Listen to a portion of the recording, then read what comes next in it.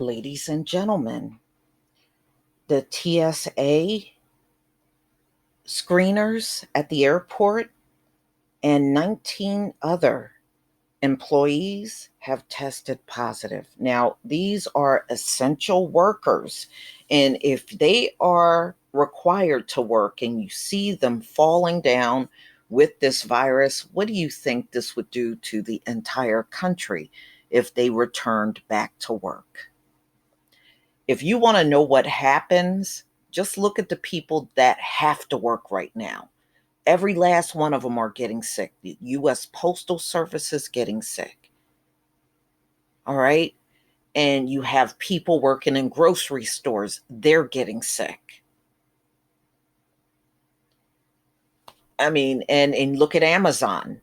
They're striking in Staten Island because those workers are getting sick. And I found out Instacart, your grocery delivery, they're on strike because they're getting sick.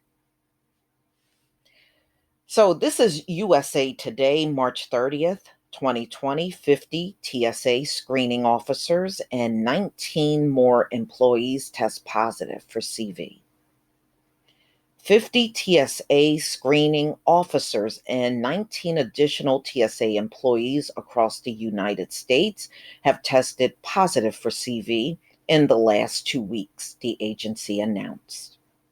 As of Sunday, those officers represented 18 airports in 14 states across the nation. The 19 additional employees were not involved in the passenger screening process and have relatively limited interaction with the traveling public. TSA understands that CV is on the minds of travelers and the general public. An announcement on the Department of Homeland Security website reads, "We have established a map for the purpose of notifying the public about airports where TSA officers have tested positive for CV. The CDC recommends that post-exposure health management measurements for asymptomatic exposed individual continue until 14 days after the last potential exposure. New York and New Jersey continue to have the highest number of positive tests. New York with 21, New Jersey with 5. The first TSA case was confirmed at Norman Y. Mineta, San Jose International Airport in late February.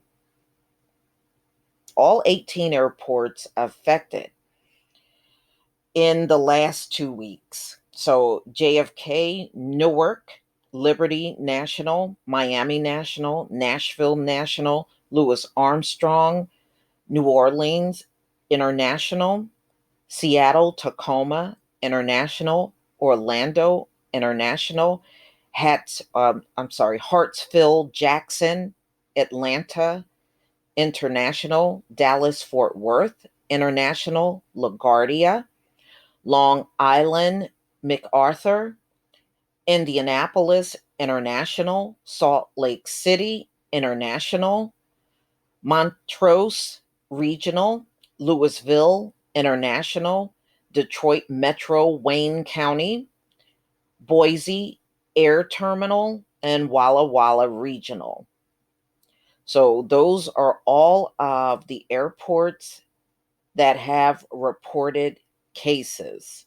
I'm not surprised JFK International have the most out of the entire country. They got 19 there alone in New York. And we all know what's happening in New York. So, ladies and gentlemen, people are still traveling. And all I can say is be careful out there if you have to travel. You know, Nowadays, most airports look very empty. And I certainly can understand why. Okay, let's see. I just hope that no one gets it this way. This is a terrible thing to happen to people.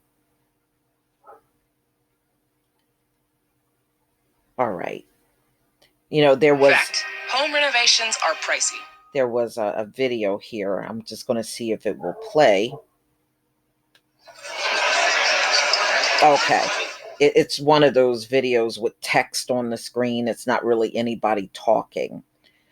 All right, y'all. So that's a shame, because if the TSA agents are out of work because they're sick, then this country will be in trouble.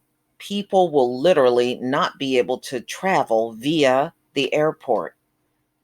They are definitely part of some of the most essential workers in the country. But y'all, please tell me what you think. This is deep.